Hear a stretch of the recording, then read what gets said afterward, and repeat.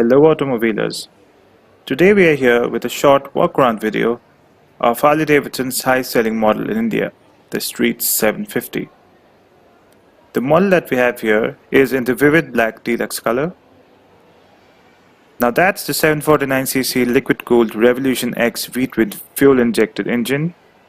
It's got a peak torque of 59 Nm at 3750 rpm and makes 47.6 PS as peak power at 8000 rpm. There you go, that's the rear of the bike with the telltale lights.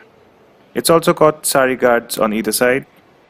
The Street 750 has got a ground clearance of about 145 mm, which could be a slight problem in Indian road conditions. The dry weight of the bike is 223 kilograms, and that fuel tank has a capacity of 13.1 liters. The bike also has a fuel economy of 17.4 kilometers per liter according to ARAI test conditions. There you go, that's a bike in the vivid red color as well. So guys, hope you enjoyed the short walk around video of the Harley Davidson Street 750.